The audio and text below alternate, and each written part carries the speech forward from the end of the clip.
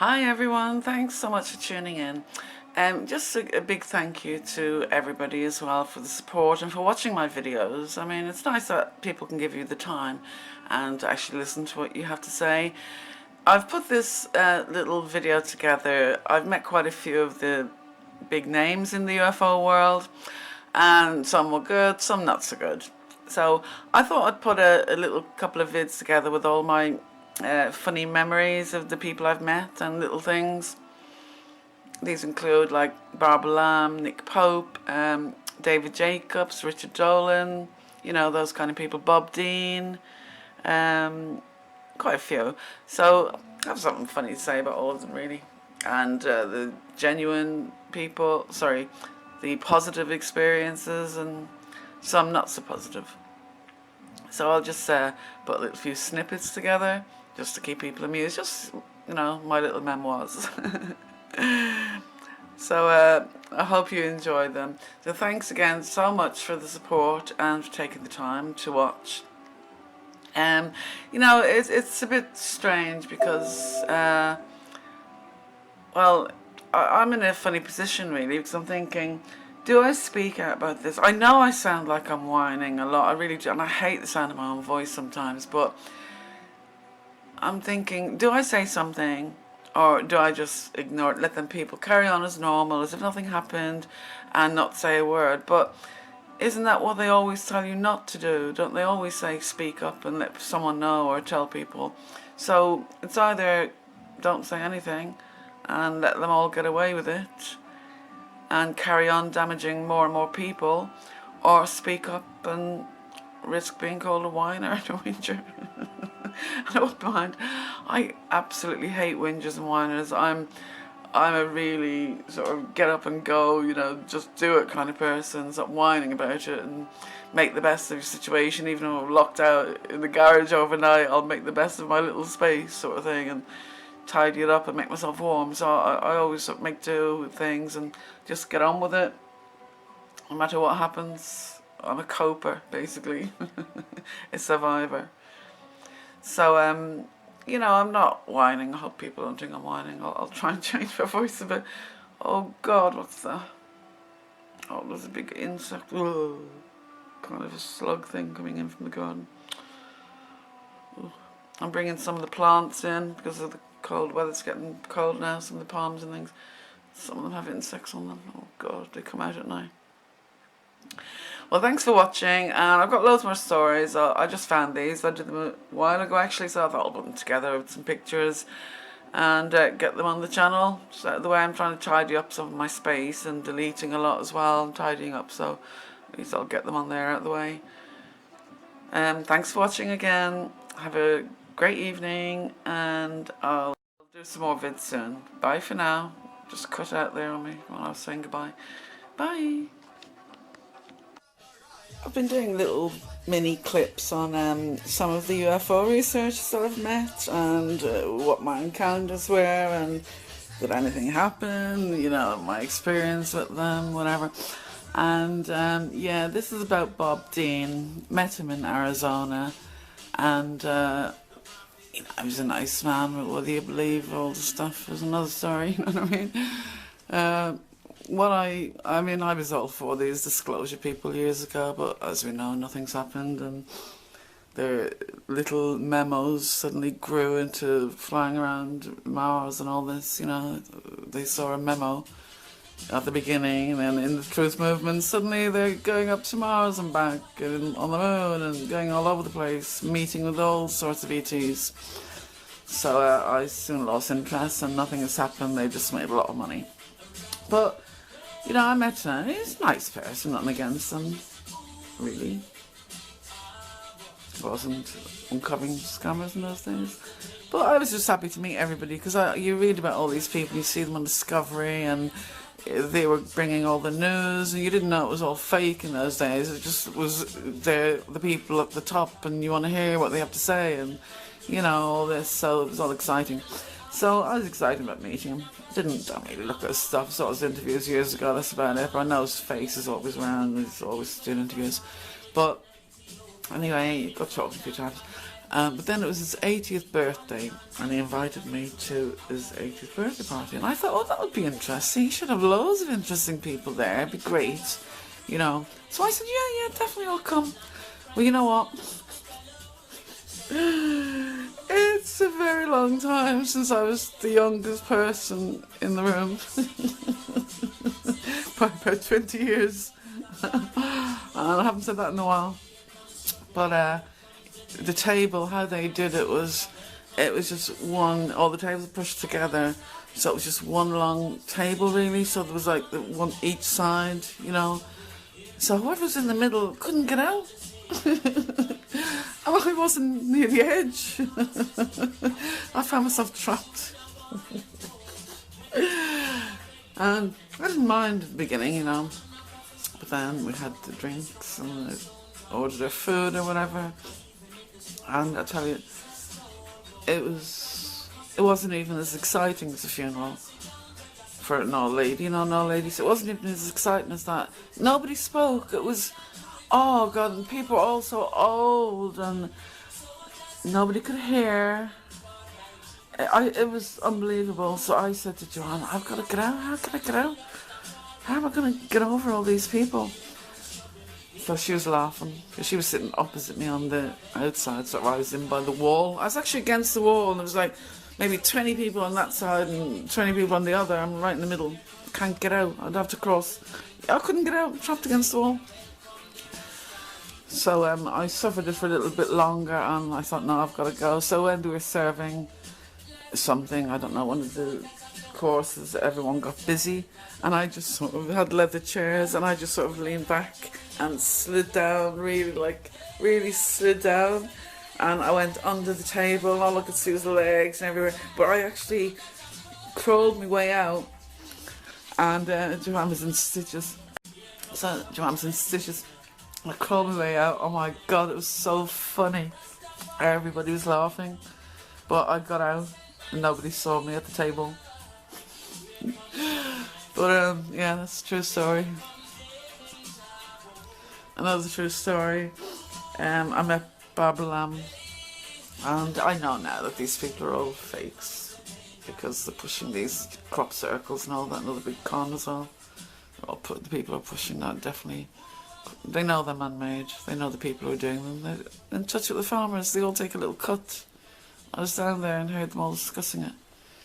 They had a meeting in the town hall, and the farmers weren't happy that people were traipsing through his fields and he wasn't getting enough money. So they got the MP and council, everybody involved, and had a big meeting in the town hall, and they decided, yeah, we'll put like a little laneway, not a laneway, build a sort of wooden platform with a rope so people just could walk on that and they wouldn't go through the fields. And they wanted a big fee of a few £1,000s as well, and then they wanted to charge everybody a tenner to get in there or something.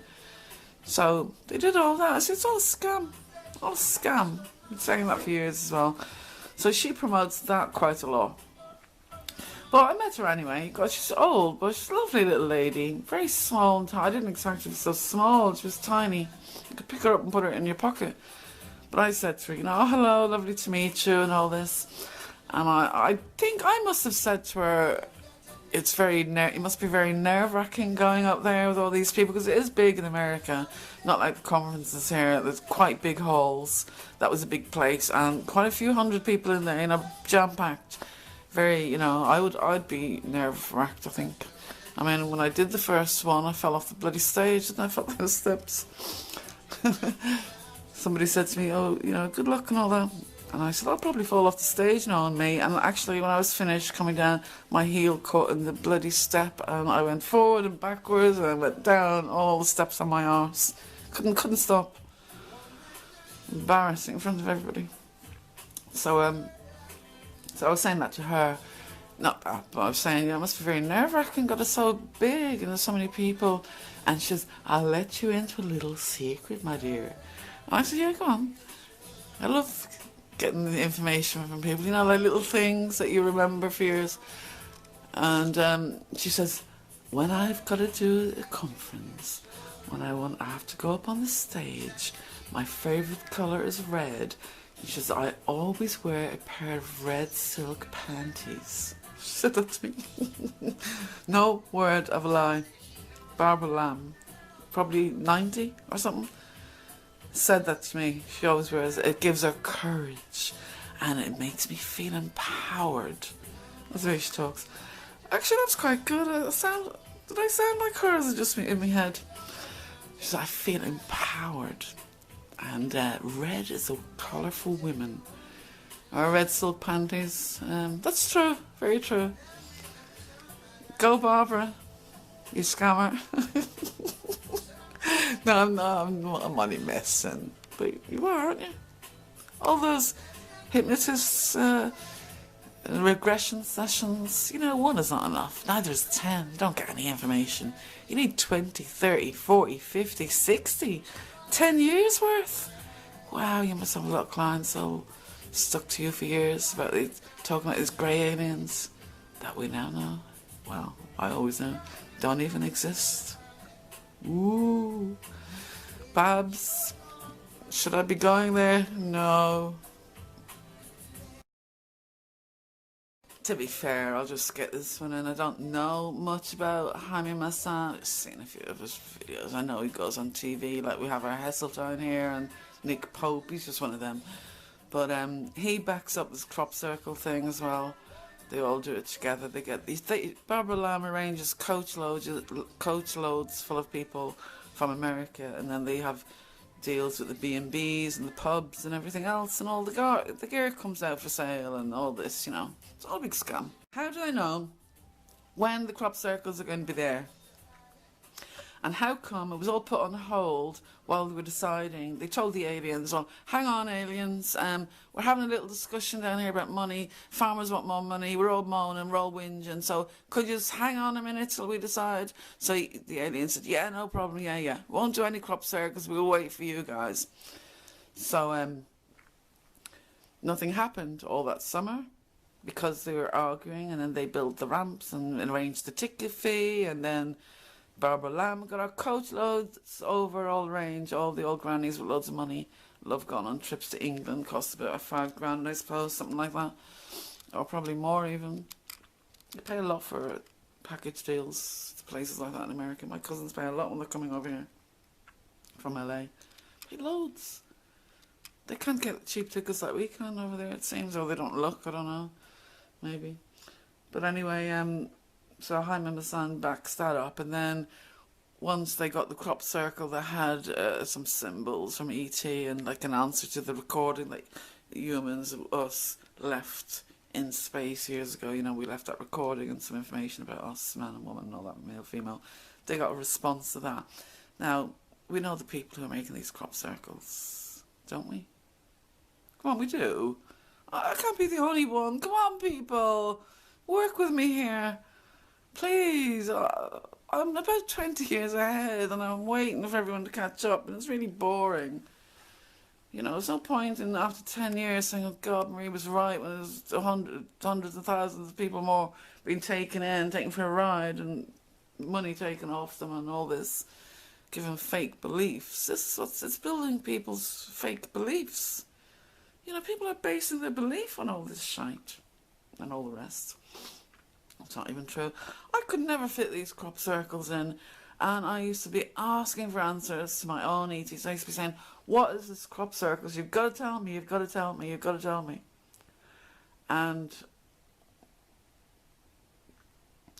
the message I got in my head was, you've got to bin them. That was years ago, but I didn't think it was bin. I thought it was something else. You've got to pin them, and I was thinking, pin them.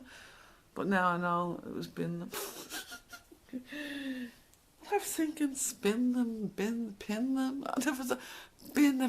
That never even came into my head till just now. It's flipping bin them. So, what happens is when I get something like that, it's normally a few minutes before I wake up, you know, when you hear the doorbell, you're just waking up for the day, and you hear certain things you don't know in your sleep. That's when I get it. I get those things, and I wake up and I think, why am I saying that in my head? And it'll be something relevant for today, you know. It's weird. And that was just Yeah, so they're all scammers. I couldn't believe what I was hearing down there at that crop circle meeting. It was just the only time I've ever been down there. And Miles is, and we were doing the interview, the last lot I did, and it was all the crop circle stuff. And he said to me, there's a meeting in the town hall if you want to go to. They're all discussing this crop circle business. And I said, oh yeah, okay, I'll go. So we went along to that. And that's when I found out everything like this, all the arguments. And yeah, so they got the aliens to stop. There's no crop circles that year, so they got it going again. And then, but they made a special one for me. The guys made a special crop circle for me. Really, that's true. Because I was down there doing the interviews, and Miles had a word with him. And he said, we may find one on the way. And I'm like, oh, really? And he says, yeah, you need to go down that road, go that way when you're going back. And we were looking everywhere, couldn't find it. And then carrying on down the road, Miles spotted it. He said, there, he knew where to go and all.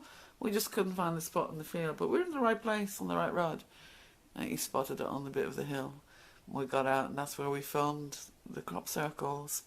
And then he asked me in one of the interviews, you know, he did mention it. You know, we're down at crop circles, and we found a brilliant crop circle, didn't we, today? And I just sort of went, yeah, if you say so. Because I just found out all the fakeness, and they were still pushing these crop circles. There were still busloads of people coming. So, I have quite a few stories like that. I witnessed quite a few things that people wouldn't believe. The public are really being fooled big time everywhere. It's horrible. Thank you very much.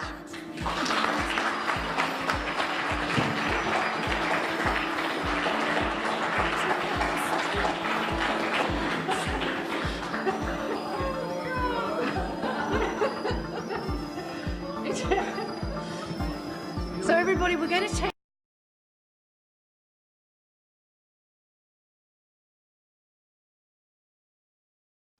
It's just a little bit at the end here. I've just noticed, I don't know if people know Casbolt, there's a picture there with me, him and someone else, and the face of me, I got such a bad vibe from that guy. Really, I just got such a bad vibe off that guy. I can't explain it. I didn't really know anything about him before. My skin was crawling, and you can see my face in that picture. It's so funny. But it turns out, I don't know, maybe a couple of years later, after that picture was taken, he actually went to prison for 12 years for the most sickening abuse of his ex-wife, stalking, harassing her. Oh, he's sick. And I found out so much about him. Very, very, very, these people twisted. I know I say sick a lot, but I don't know any other word to describe it. The pictures he sends people, and harassment, and young girls, and he's off the scale as well. But my face says it all. It really does. It was such a funny picture because I didn't know anything at the time, but the look on our faces, it's amazing. Okay, thanks for watching in. Bye for now. I made an error there. It said Bob Dean was 80, wasn't he? It was 83 or 4, something like that. It wasn't his 80th. I don't know why I said that. I knew he was 83, I think, 84, something like that.